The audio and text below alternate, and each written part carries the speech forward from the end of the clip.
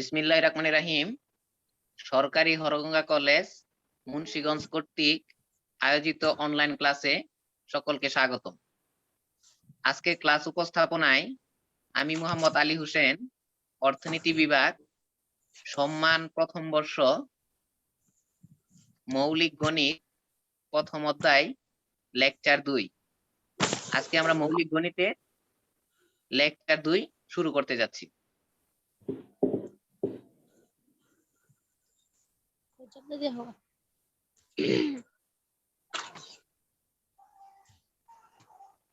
সুপ্রিয় শিক্ষার্থীবৃন্দ, আমরা স্ক্রিনে একটি বইয়ের ছবি দেখতে পাচ্ছি। আমরা ডিপার্টমেন্ট থেকে এই বইটাই সবাইকে সাজেস্ট করেছি এবং এটাই কিনবা। এটার লেখক হচ্ছে আমাদের বিভাগীয় প্রধান স্যার খন্দকার মোহাম্মদ সাদিক রহমান কাজল স্যার।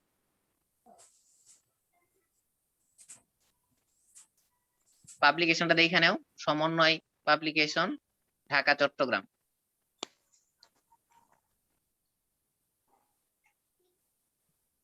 আজকে আমরা টপিক শুরু করি। আমরা স্ক্রিনে দেখতে পাচ্ছি সংখ্যা পদ্ধতি। সংখ্যা পদ্ধতিটা কি সেটা আমরা প্রথমে জেনে নেই।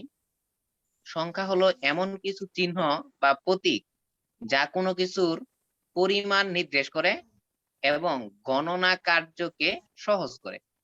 অতএব গণনা লব্ধ ধারণাকে সংখ্যা বলে, যেমন 1, 2, 3 ইত্যাদি সংখ্যা। সংখ্যা সবাই বুঝতে পারছো আশা করি। কারো কোনো প্রশ্ন থাকলে করতে পারো। কারো কোনো প্রশ্ন নাই আমি ধরে নিচ্ছি। এখন সংখ্যা হচ্ছে 3 ধরনের। সবাই প্রয়োজনে খাতায় লিখে নিবা, সাথে খাতা রাখবা। কয় ধরনের সংখ্যা? 3 ধরনের। হ্যাঁ, প্রথম হচ্ছে বাস্তব সংখ্যা, 2 নাম্বার হচ্ছে কাল্পনিক সংখ্যা, 3 নাম্বার হচ্ছে জটিল সংখ্যা। যারা আমরা সায়েন্সে পড়ছি তারা মোটামুটি এইগুলোর সাথে ধারণা আমাদের আগে থেকে আছে, আর যারা সায়েন্সে পড়ি নাই তার জন্য এটা আমাদের খুব বেশি সমস্যা হবে বলে মনে হচ্ছে না। তবে আমরা সংখ্যা পাইছি কয়টা এখন? 3টা। একটা হচ্ছে বাস্তব সংখ্যা, একটি হচ্ছে কি কাল্পনিক সংখ্যা, আর একটা হচ্ছে কি জটিল সংখ্যা।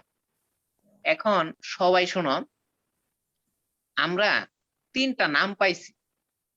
3টা নামের এখন আমরা সংজ্ঞা জানতে হবে আমাদের। তাহলে আমরা সংজ্ঞাটা জেনে নেই। বাস্তব বা প্রকৃত সংখ্যা। বাস্তব সংখ্যার আরেকটা নাম হচ্ছে কি প্রকৃত সংখ্যা। এটা কাকে বলে? যে সকল সংখ্যা দৈনন্দিন জীবনে গণনা কাজে অর্থাৎ বাস্তবে ব্যবহার করা হয় উহাদেরকে বাস্তব সংখ্যা বলে। এই বাস্তব সংখ্যার সাথে আমরা সবাই পরিচিত। উদাহরণ হিসেবে আমরা কি নিতে পারি? 1, 2, 2, 10, √3 ইত্যাদি। এগুলো হচ্ছে কি বাস্তব সংখ্যা। এখন যেটা আলোচনা করব সেটা হচ্ছে কি কাল্পনিক সংখ্যা। কাল্পনিক সংখ্যাটা আমরা অনেকেই আগে থেকে জানি এবং অনেকেই জানি না, কিন্তু আমি এখন যেটা বলবো সবাই মনোযোগ দিয়া শুনবা এবং মনে রাখবা। কাল্পনিক সংখ্যা হচ্ছে ঋণাত্মক সংখ্যার বর্গমূলকে কাল্পনিক সংখ্যা বলে। আমি আবার বলছি, ঋণাত্মক সংখ্যার বর্গমূলকে কাল্পনিক সংখ্যা বলে। তোমরা এতদিন কেউ খেয়াল করছো কিনা যে কোন রুট সংখ্যা মাইনাসের কোন সংখ্যাকে বর্গমূল করা যায় না ক্যালকুলেটরে? যেমন এইদিকে দেখো, √-1, √-2, √-3 এই সংখ্যাগুলার বর্গমূল আমরা নির্ণয় করতে পারি না সাধারণত। এই জন্য এগুলাকে কি বলা হয়? কাল্পনিক সংখ্যা। সাধারণত দ্বিঘাত সমীকরণ হতে কাল্পনিক সংখ্যার উদ্ভব হয়। তোমার ব্রিফ কোশ্চেনে আসতে পারে যে কাল্পনিক সংখ্যার উদ্ভব কোথা থেকে হয়? দ্বিঘাত সমীকরণ থেকে। এখানে আমি সহজ একটু বলে নেই দ্বিঘাত সমীকরণ কোনটা। সেটা হচ্ছে যেই সমীকরণে চলকের সর্বোচ্চ ঘাত 2। যেমন এই দেখো নিচে আমরা একটা উদাহরণ নিচ্ছি, সেটা কি x² + হচ্ছে 4 = 0। এই x এর পাওয়ার কত আমাদের? এই যে 2 2, এই জন্য এটা হচ্ছে দ্বিঘাত সমীকরণ। যদি এখানে 3 থাকতো তাহলে এটা তো ত্রিঘাত সমীকরণ। যদি এখানে কোনো পাওয়ার না থাকতো মানে 1 থাকতো তখন সেটা হয়তো আমাদের লিনিয়ার সমীকরণ। এই সমীকরণ থেকে আমাদের কি কাল্পনিক সংখ্যার উদ্ভব হয়েছে। কাল্পনিক সংখ্যাকে আমরা আই দ্বারা প্রকাশ করি। কি দ্বারা? এই যে দেখো আই ইকুয়াল, মনে রাখবে এটা সবাই, আই ইকুয়াল কত? √(-1), যা কাল্পনিক। স্যার x সমান ওটা কি বললেন? এখানে আই হচ্ছে কাল্পনিক সংখ্যা, তাহলে আমাদের আই স্কোয়ার সমান কত আসে? -1। এটা মনে রাখবা সবাই, আই স্কোয়ার সমান কত? -1। হ্যাঁ, এখন আমরা 3 নাম্বারটা আলোচনা করব, সেটা হচ্ছে জটিল সংখ্যা। যে সকল সংখ্যা বাস্তব সংখ্যা ও কাল্পনিক সংখ্যার সমন্বয়ে গঠিত তাদেরকে জটিল সংখ্যা বলে। সমন্বয় মানে বুঝো, যোগ আকারে থাকতে পারে অথবা বিয়োগ থাকতে পারে, একসাথে মিক্স। যেমন এইদিকে দেখো, আমরা যদি খেয়াল করি একটা উদাহরণ, 3 + √(-1), এই পর্যন্ত যদি আমরা বিবেচনা করি, দেখো 3 হচ্ছে আমাদের একটি বাস্তব সংখ্যা, √(-1) এটা হচ্ছে আমাদের কাল্পনিক সংখ্যা। তাহলে এই দুইটা সমন্বয়ে কি হয়েছে? আমাদের জটিল সংখ্যা হয়েছে। যদি জটিল সংখ্যা এটা, তাই আমরা যেমন এ ও বি বাস্তব সংখ্যা এবং আই কাল্পনিক সংখ্যা হলে a + IB এটি হচ্ছে কি জটিল সংখ্যা। তোমরা মনে রাখতে পারো জটিল সংখ্যার গঠনটা কিরকম হবে?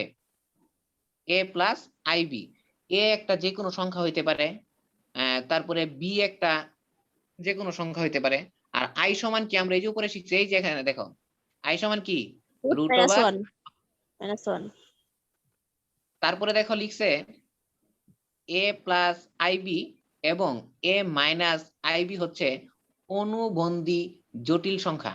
তোমরা এই কথাটা অনেকের বুঝতে একটু সমস্যা হচ্ছে, আমি বুঝাই দিচ্ছি। অনুবন্ধী মানে হচ্ছে বিপরীত। এই যে দিকে দেখো, এখানে এটা কি প্লাসের আছে কিন্তু এটা কি মাইনাস। তাহলে এইটার অনুবন্ধী সমীকরণ কোনটা? a - IB। এটা হচ্ছে অনুবন্ধী জটিল সংখ্যা। তাই বুঝতে কারো সমস্যা নাই? আছে? স্যার আমার আছে। বলো। স্যার আমরা তো জানি স্যার ঋণাত্মক সংখ্যার বর্গমূলকে স্যার ওই কাল্পনিক সংখ্যা বলে, তাই না? তাহলে তো স্যার ঋণাত্মক সংখ্যাকে কি বলে? বাস্তব সংখ্যা না কাল্পনিক সংখ্যা? আমরা তো সেটা এখন আসি নাই, সামনে যাচ্ছি। ও স্যার, থ্যাংক ইউ। ঋণাত্মক সংখ্যা তুমি যেটা বলছো এটা সামনে আসবো, আমি দেখাই।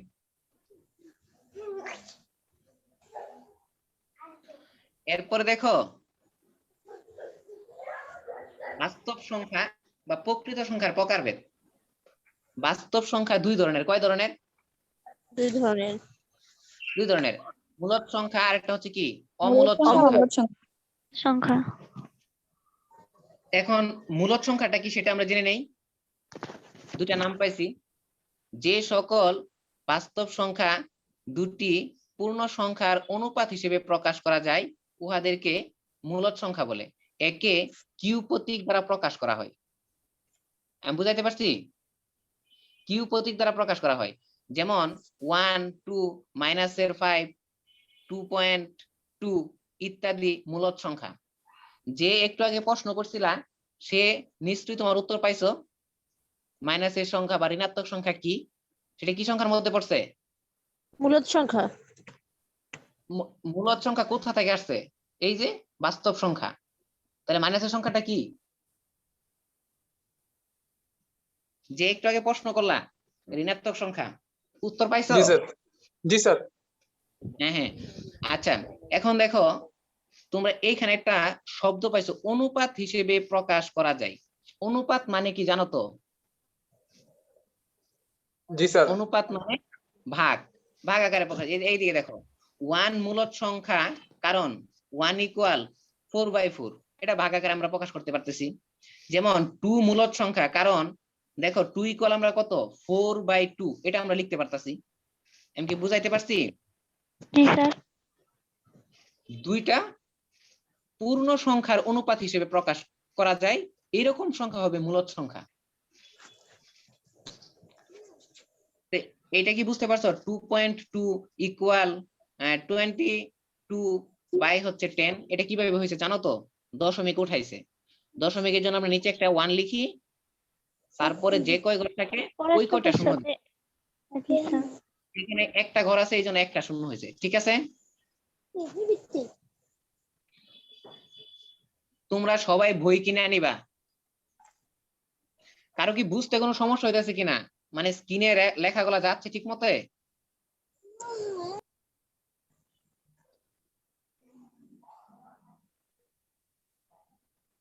আচ্ছা, এরপর দেখো মূলদ সংখ্যা দু ধরনের। কয় ধরনের?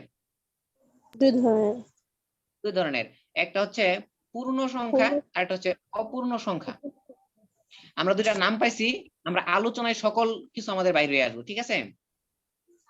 দেখো এখন মূলদ সংখ্যার বৈশিষ্ট্য, এ ও বি দুটি মূলদ সংখ্যা হলে কি কি বৈশিষ্ট্য? উহাদের যোগফল a প্লাস বি ইউ মূলদ সংখ্যা হবে। মানে এ এবং বি দুইটা যদি আমাদের মূলদ সংখ্যা হয়, এই দুইটা সংখ্যা তোমরা যদি যোগ করো তাহলে যোগফলটা আমাদের কি হবে? মূলদ সংখ্যা হবে। আমি কি বুঝাইতে পারছি? না স্যার। বুঝো নাই? আচ্ছা আমি তোমাদের বলি, যেমন উপরে দেখো 1 একটা মূলদ সংখ্যা, 2 একটা মূলদ সংখ্যা। এই যে দুইটা সংখ্যা যদি এই যে দেখো আমি দেখাইতেছি, দেখছো? 1 একটা মূলদ সংখ্যা, 2 একটা মূলদ সংখ্যা। তো এখন দুইটা সংখ্যা যদি আমরা যোগ করি তাহলে আমাদের কত আসে? 3। হবে কি? মূলদ সংখ্যা। মূলদ আমি সংখ্যা। কি বুঝাইতে পারছি এখন? জি স্যার। এখন বুঝতে পারছো কিনা সবাই? জি স্যার। আচ্ছা, তাহলে পরেরটা দেখো, a plus b equal b plus a হবে। এটার মানে বুঝো নাই? আমি তোমাদের বলি, যখন তুমি যোগ করবা, যেমন আমরা এখানে যেহেতু 1 আর 2 বিবেচনা করেছি, তাহলে সেক্ষেত্রে 1 আর 2 টা আমরা দেখি। যদি 1 আমরা এ ধরি, 2 আমরা বি ধরি, তাহলে তুমি যদি লিখো 1 প্লাস 2 ইকুয়াল কত হবে? 3। তাহলে তুমি আবার যদি এইভাবে লিখো যে না আমি স্যার এইভাবে লিখবো না, আমি লিখবো 2 প্লাস 1, তখন উত্তর কত আসবে? 3 আসবে। এই কথাটা এখানে লিখছি, দেখো 1 প্লাস এ প্লাস বি।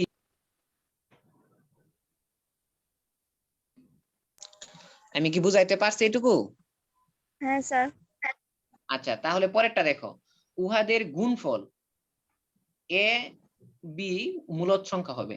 মোট কথা এই দেখো, আমরা যেহেতু 1 আর 2 বিবেচনা করেছি এখানে, তাহলে 2 কে 2, এটাও কি হবে? মূলদ সংখ্যা হবে। যদি আমরা এখানে ধরতাম 2 এবং 3, তাহলে 3 তে গুণে 6 মানে 6 হইতো, তাহলে 6 হলে আমার কত হয়? সেটাও একটা মূলদ সংখ্যা হবে। এখন এই যে গ নাম্বারটা দেখো, A B equal B A হবে। এই কথাটা বুঝো নাই? যেমন আমি তোমাদের সহজ একটা কথা বলি, 3 ইন্টু 5 ইকুয়াল কত হয়? 15। 15। আবার যদি আমি লিখি 5 ইন্টু 3 কত হবে? 15 হবে স্যার। 15 হবে। সেই জিনিসটা এখানে লিখছি, দেখো তুমি জি স্যার, একটু উল্টাই দিয়েছেন। বি এ একই হবে, মানের কোনো পরিবর্তন হবে না। এরপরে যেটা দেখো, a plus 0 0 plus a equal a হবে। তুমি যুক্তের ক্ষেত্রে যদি উপরেরটা 1 লিখো, নিচেরটা 0 লিখো, তাহলে 1ই হবে উত্তর। আবার যদি উপরেরটা 0 লিখো, নিচেরটা 1 লিখো, সেই ক্ষেত্রেও কিন্তু 1ই হবে, তাই তো? আর এটা দেখো, 6 নাম্বারটা a প্লাস ব্র্যাকেটের ভিতর কি লিখছে? a, এটা সমান 0 হবে কি? Plus minus. হবে। তারপরে আরেকটা লিখে দেখো, a ইনটু 1 বা 1 ইনটু a ইকুয়াল a হবে। একই জিনিস। জি স্যার। তারপরে তুমি ইকুয়াল 1 হলো, এটা এ কাটাকাটি করলে লাইন জানিই না আর এতক্ষণ যেটা করছি আমরা দুটা সংখ্যা বিবেচনা করছিলাম, মোবাইলে ব্যাক অঙ্ক হিগালাইতাছে এখন যদি তুমি তিনটা সংখ্যা বিবেচনা অঙ্ক করো, সব মোবাইলেই হিগালাইতাছে মিউট করো। না মিউট করো, হ্যাঁ কথা বলবো না। এ বি ও সি তিনটি মূলদ সংখ্যা হলে a plus b plus c equal কি a plus b plus c, এটা হবে। আমি সহজ একটা এক্সাম্পল দিই। আমি একটু আগে দেখাইছিলাম তোমাদের 3 ইন্টু 5 ইন্টু, যদি আমরা আরেকটা সংখ্যা নেই, ধরো ওই সেক্ষেত্রে যদি 2 বিবেচনা করি, তুমি ওই তিনটা সংখ্যা গুণ করলে যদি তুমি প্রথম দুইটা সংখ্যাকে গুণ করো, যেমন 2 ইন্টু 3 লিখো, তাই কত হয় 6। তুমি 6 এর 5 দ্বারা গুণ করলে 5 6 কত 30। 30 তুমি যদি হবে। বলো এখন তুমি রাইখা দিবা, এক্ষেত্রে তো যোগ ওই একই জিনিস। এই পরেরটা দেখো, একই জিনিস দেখো, আমি পরেরটা দেখাই দিচ্ছি আগে। গুণ যুগের ক্ষেত্রে সেম একই হবে। তুমি যদি জি স্যার। আমি যুগেরটা এখানে দেখো, আমি যদি এর মান 2 বিবেচনা করি, বির মান যদি আমি 3 বিবেচনা করি, আর সির মান যদি আমি 5 বিবেচনা করি, সেক্ষেত্রে কি হয় দেখো, আমি ব্র্যাকেটের ভিতরে একটা যোগ করব আগে, তাই জি যোগ করলে স্যার। কত হয় 5 3 5 5 5 8 হবে স্যার। 3 10। 3 প্লাস এখানে এ হচ্ছে 2, বি হচ্ছে 3, তাহলে এটা যোগ করলে কত হয় 5 5। আর হচ্ছে 5, তাহলে কত হয় 10। এই ক্ষেত্রে দেখো তুমি 2টা রাইখা দাও, তুমি বি তো 3 আর সি হচ্ছে 5, তো এই দুটাকে যদি যোগ করো তাহলে কত হয়, এটার সাথে 2 যোগ করলে 10, এই দুটা তো সমানই হয়, তাই তো? জি স্যার। গুণের বেলায় একই জিনিস। আমি কি বুঝাতে পারছি এটুকু? জি স্যার। এরপরে দেখো অমূলদ সংখ্যা। অমূলদ সংখ্যাটা কি? যে সকল বাস্তব সংখ্যা দুটি পূর্ণ সংখ্যার অনুপাত হিসেবে প্রকাশ করা যায় না, উহাদেরকে অমূলদ সংখ্যা বলে। একে আর প্রতীক দ্বারা প্রকাশ করা হবে, যেমন √2 √3 পাই ই ইত্যাদি। এখন এই ক্ষেত্রে একটা জিনিস তোমাদের প্রশ্ন আসতে পারে, সেটা হলো যে অনুপাত হিসেবে প্রকাশ করা যায় না। কিভাবে প্রকাশ করা যায় না?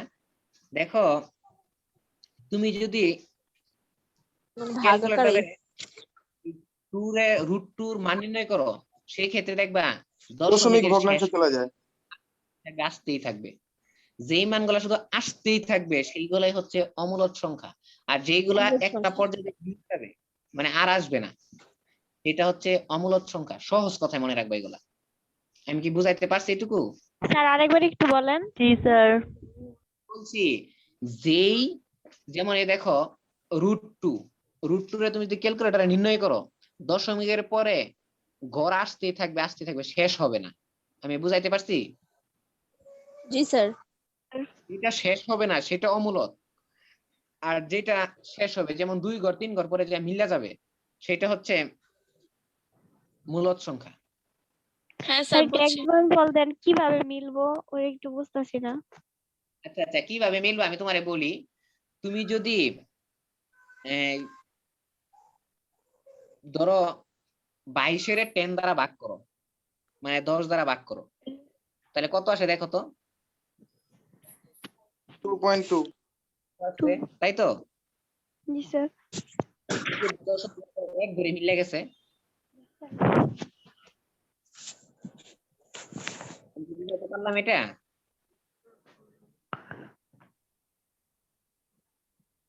বুঝছি স্যার। না বুঝলে বলো, সমস্যা নাই। ওই যে মেয়েটা বললো, ওই মেয়েটারে বলতে বলো, ওই কি বুঝতে পারছে? অর্থাৎ যেটা দশমিকের পর অসীম পর্যন্ত চলতে থাকবে ওইটাই তো আর কি অমূলদ সংখ্যা, আর যেটা জি সসীম স্যার মানে বুঝছি। অল্প চলবে ওইটা মূলদ সংখ্যা না? হ্যাঁ হ্যাঁ। স্যার বুঝছি এবার। আচ্ছা এইদিকে দেখো, এরপরে হচ্ছে বাস্তব সংখ্যার বৈশিষ্ট্য। আমরা বাস্তব সংখ্যা জানলাম, যে কোনো জিনিস আমরা জানবো, সংজ্ঞা জানলাম, তাহলে এখন আমাদের বৈশিষ্ট্য জানতে হবে। বাস্তব সংখ্যার বৈশিষ্ট্যগুলো নিম্নে উল্লেখ করা হলো। একটা দেখো, প্রথম বৈশিষ্ট্যটা যেটা, সেটা হচ্ছে আবদ্ধতা। সেটা আবার কি? বাস্তব সংখ্যার সমষ্টি এবং গুণফল বাস্তব সংখ্যা। বুঝো নাই? সমষ্টি মানে যোগফল। তুমি যে কটা সংখ্যা বাস্তব সংখ্যা যোগ করবা, যেই সংখ্যাটা আসবো সেটাও বাস্তব সংখ্যা হবে। এবং যে কয়টা বাস্তব সংখ্যা তুমি গুণ করবা, গুণফল আমার যেটা আসবে সেটাও বাস্তব সংখ্যা হবে। যেমন এদিকে দেখো, যদি এ ও বি দুটি বাস্তব সংখ্যা হয়, তবে এ ও বি এর যোগফল ও গুণফল যথাক্রমে যোগফল কত আসে? a plus b, a plus b আর গুণফল ab ab এ বি পুরোটাই কি আমাদের বাস্তব সংখ্যা। বাস্তব সংখ্যা। 2 নাম্বার বৈশিষ্ট্য আমাদের হচ্ছে অনন্যতা। এটা হচ্ছে যদি A B C O D চারটা বাস্তব সংখ্যা আমরা বিবেচনা করি, এক্ষেত্রে এবং এ সমান বি হয় ও সি সমান ডি হয়, তবে আমাদের কি হবে দেখো, প্রথম মানে সমান চিহ্নের বামের অংশ যেটা, যেমন এ প্লাস সি ইকুয়াল কত? সমান চিহ্নের ডান অংশ কি b plus, b plus d হ্যাঁ এটা যুগের বেলায়। গুণের বেলায় দেখো এ সি সমান হচ্ছে কি বিডি। bd কারো বুঝতে সমস্যা নাই? জি না স্যার। জি না স্যার। 3 নাম্বারটা গেছে তোমাদের স্ক্রিনে, দেখো তো। জি স্যার। আচ্ছা, তোমাদের সবার স্ক্রিনে 3 নাম্বারটা চলে গেছে, তাই তো? তোমরা জি এক স্যার। মিনিট অপেক্ষা করো, আমি একটা স্ক্রিনশট নিয়ে নিই। হ্যাঁ,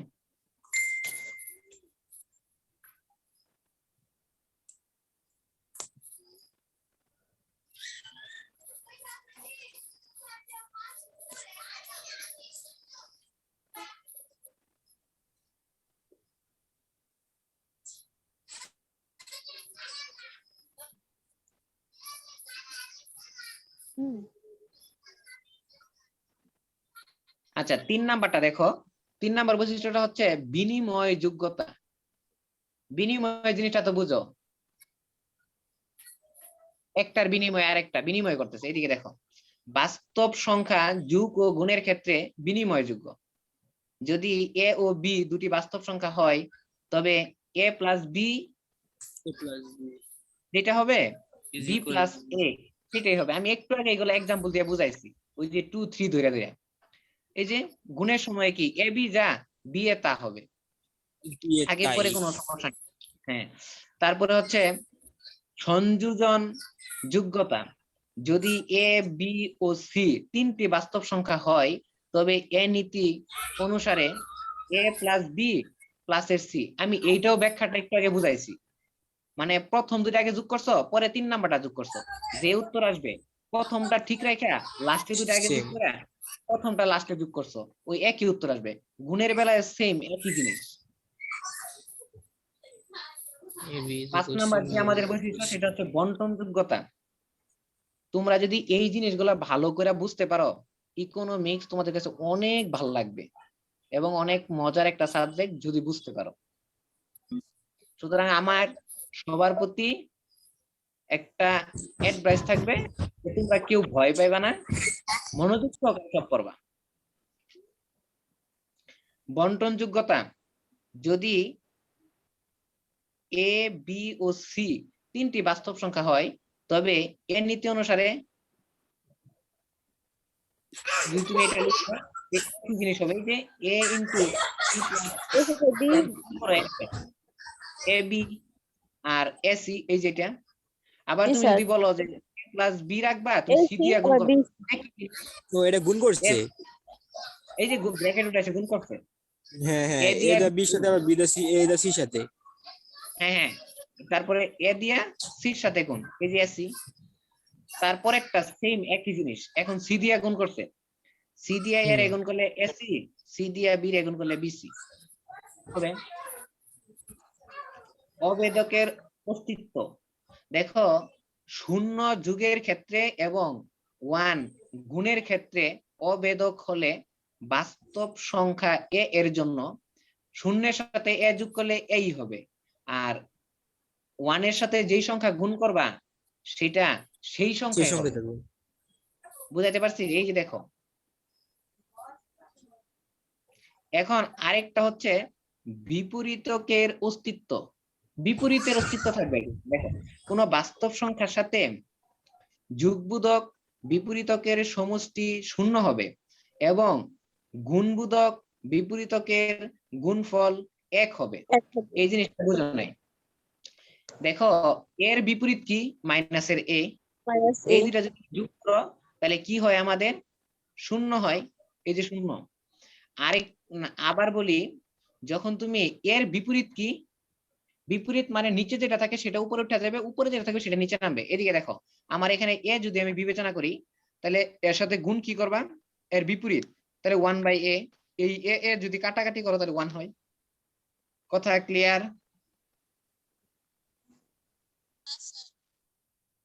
এরপর আমাদের আরেকটা টপিকস আছে, সেটা হচ্ছে পূর্ণ সংখ্যা।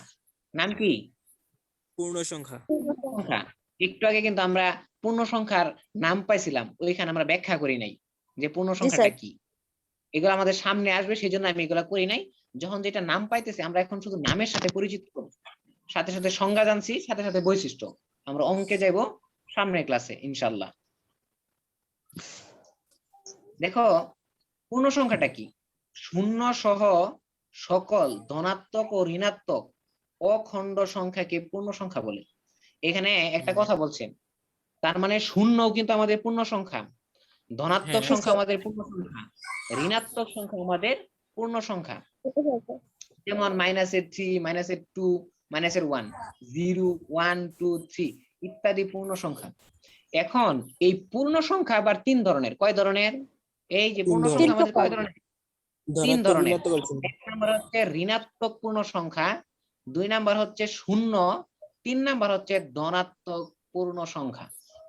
ঋণাত্মক হইলেই মাইনাস চিহ্ন আমরা সবাই জানি, শূন্য তো শূন্যই আমরা সবাই জানি, ধনাত্মক মানে যেই সংখ্যার আগে যোগ চিহ্ন থাকে সেটা হচ্ছে কি, ধনাত্মক। এখানে খেয়াল করো, আমরা আর ক্লাস নিতে পারবো 10 মিনিট, ঠিক আছে? আচ্ছা, যেটুকু পারি আমরা সামনের দিকে আগাতে থাকি। হ্যাঁ, ঋণাত্মক পূর্ণ সংখ্যা, বুঝি নাই,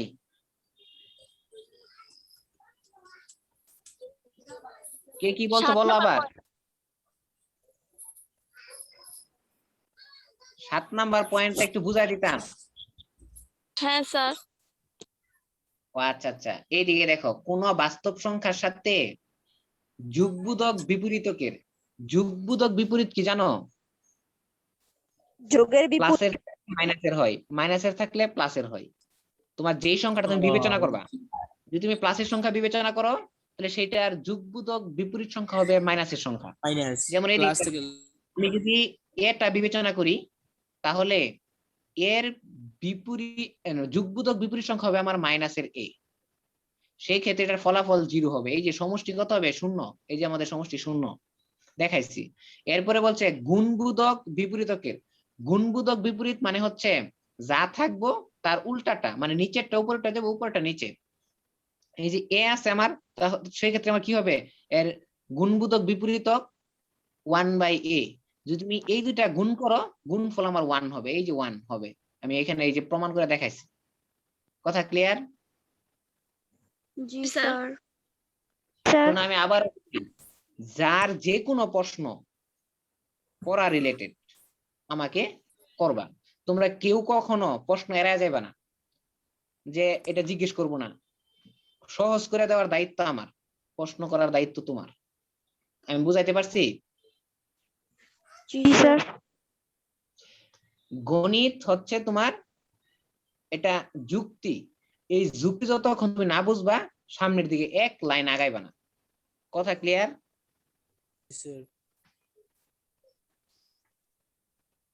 এরপর পূর্ণ সংখ্যা আমি আলোচনা করছিলাম, পূর্ণ সংখ্যা 3 ধরনের, সেটাও বলছিলাম। ঋণাত্মক পূর্ণ সংখ্যা, শূন্য, ধনাত্মক পূর্ণ সংখ্যা। ঋণাত্মক কোনগুলা, যেগুলোর আগে মাইনাস চিহ্ন থাকবে, শূন্য তো শূন্যই, আর যেই সংখ্যাগুলোর আগে প্লাসের চিহ্ন থাকবে সেটা হচ্ছে কি, ধনাত্মক সংখ্যা। এই পর্যন্ত গেল। এরপরে দেখো আমাদের আরেকটা টপিকস আছে, স্বাভাবিক বা প্রাকৃতিক সংখ্যা। কি বলছে? স্বাভাবিক বা প্রাকৃতিক সংখ্যা। এখন এই স্বাভাবিক সংখ্যাটা কি? ধনাত্মক পূর্ণ সংখ্যাকে স্বাভাবিক বা প্রাকৃতিক সংখ্যা বলে, যেমন 1, 2, 3 ইত্যাদি উহাদের যোগ বা গুণ করলে প্রাকৃতিক সংখ্যা পাওয়া যায়। এরপর হচ্ছে স্বাভাবিক সংখ্যার বৈশিষ্ট্য। স্বাভাবিক সংখ্যার বৈশিষ্ট্যগুলো তোমরা পড়ে নিও একটু, প্রয়োজনে তোমরা একটু স্ক্রিনশট দিয়ে নাও, যাদের বই নাই আমি রাখলাম, যদি না বুঝো আমি সামনের ক্লাসে এগুলো একটু বুঝাই দিব।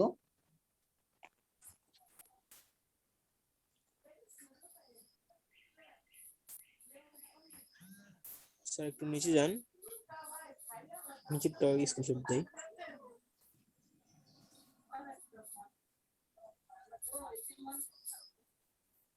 দেখো স্বাভাবিক সংখ্যা স্বাভাবিক সংখ্যা কি n দ্বারা প্রকাশ করে, 1 2 3 এইভাবে n সংখ্যক আমাদের সব স্বাভাবিক সংখ্যা। প্রথম স্বাভাবিক সংখ্যা 1, যে কোনো স্বাভাবিক সংখ্যা n হলে পরবর্তী স্বাভাবিক সংখ্যা হবে কত, n+1, যেমন 1 2 3 প্রতিবার এক করে যোগ করবা। স্বাভাবিক সংখ্যার সেট n এর উপাদান n হলে n+1 নট ইকুয়াল 1 হবে। 1 তো 1ই, এর সাথে আবার n যোগ করলে তখন সেটা কখনোই 1 এর সমান হবে না। আমি কি হবে বুঝাইতে না। পারছি? জি স্যার। আচ্ছা, এরপর যেটা করবা সেটা হচ্ছে স্বাভাবিক সংখ্যার প্রকারভেদ। এটা একটু আমরা দেখি। স্বাভাবিক সংখ্যাকে বিভিন্ন শ্রেণীতে ভাগ করা যায়, যেমন মৌলিক ও যৌগিক সংখ্যা, জোড় ও বিজোড় সংখ্যা, এইগুলা তোমরা অনেক আগেই পড়ছো। এখন সহজ কথা আমি বলি, এই সংখ্যাটা তোমাদের দরকার পড়বে। মৌলিক সংখ্যা কাকে বলে আমি সহজে বলে নেই, তারপরে দেখো। এক এর চেয়ে বড় যে পূর্ণ সংখ্যা কেবলমাত্র এক এবং ওই সংখ্যা দ্বারা বিভাজ্য তাকে মৌলিক সংখ্যা বলে। সহজ কথা আমি আবার বলছি, মনোযোগ দিয়ে শোনো। সংখ্যাটা একের থেকে বড় হবে, একের থেকে বড় যে পূর্ণ সংখ্যাকে কেবলমাত্র এক এবং ওই সংখ্যা ব্যতীত অন্য কোনো সংখ্যা দ্বারা ভাগ করা যায় না তাকেই মৌলিক সংখ্যা বলে। মৌলিক সংখ্যা কত? 2 2 3 5 7 11 13 7 11 13 ইত্যাদি হচ্ছে মৌলিক সংখ্যা। যৌগিক সংখ্যা তোমরা সবাই জানো, একের চেয়ে বড় যে পূর্ণ সংখ্যা এক এবং ওই সংখ্যা ছাড়াও অন্য সংখ্যা দ্বারা বিভাজ্য তাকে যৌগিক সংখ্যা বলে।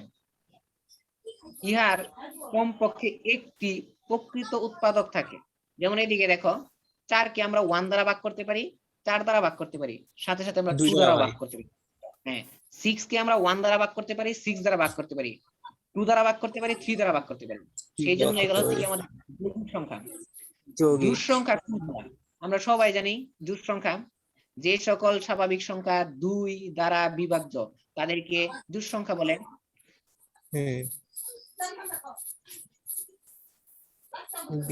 তারপর হচ্ছে বিজোড় সংখ্যা, যে সকল স্বাভাবিক সংখ্যা 2 দ্বারা বিভাজ্য নয় তাদেরকে বিজোড় সংখ্যা বলে। সেগুলা কি? 1 3 5 7 এগুলো তোমরা সবাই জানো, এগুলো আমি আর পড়াইলাম না। এখন এইখানে দেখো, স্বাভাবিক সংখ্যার সমষ্টি, স্বাভাবিক সংখ্যার সমষ্টি বিষয়ক ধারণা সমূহ নিম্নে উপস্থাপন করা হলো। এখন দেখো, প্রথম n সংখ্যক স্বাভাবিক সংখ্যার সমষ্টি সূত্র, যেমন 1 2 3 এইভাবে n সংখ্যক স্বাভাবিক সংখ্যার সমষ্টি, এই সূত্র 3টা তোমরা মুখস্থ করবা। n × n+1 বাই হচ্ছে 2, এটা হচ্ছে স্বাভাবিক সংখ্যার সমষ্টি সূত্র। 2 নম্বর যে সূত্রটা, এটা হচ্ছে n সংখ্যক স্বাভাবিক সংখ্যার বর্গের সমষ্টি সূত্র।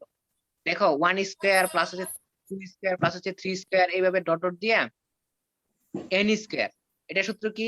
n × n+1 ইনটু হচ্ছে 2n+1 বাই হচ্ছে 6, এটা মনে রাখবা। এরপর হচ্ছে প্রথম n সংখ্যক স্বাভাবিক সংখ্যার গণের সমষ্টি, যেমন 1 কিউব প্লাস হচ্ছে 2 কিউব প্লাস হচ্ছে 3 কিউব, এইভাবে ডট ডট দিয়া n কিউব পর্যন্ত সমষ্টি হচ্ছে কি আমার সূত্র n × n+1 বাই হচ্ছে 2 হোল স্কয়ার। এই সূত্র প্রয়োগ করে দিয়া তুমি কিউবের যত মানে স্বাভাবিক সংখ্যার যত সংখ্যক সংখ্যায় থাকুক তুমি সমষ্টি নির্ণয় করতে পারবা। আমি কি বুঝাইতে পারছি? জি স্যার। জি স্যার। তাহলে আজকে এ পর্যন্তই, সবাইকে ধন্যবাদ। আমরা এখন স্ক্রিন শেয়ারটা অফ করছি।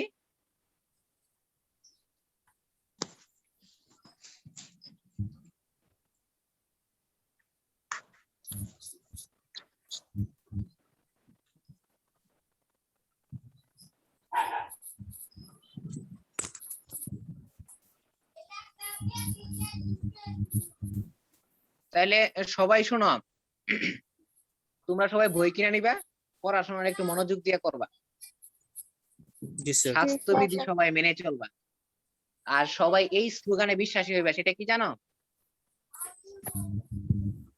সঠিক নিয়মে মাস্ক পরুন, স্বাস্থ্য সেবা বা স্বাস্থ্য সুরক্ষা নিশ্চিত করুন।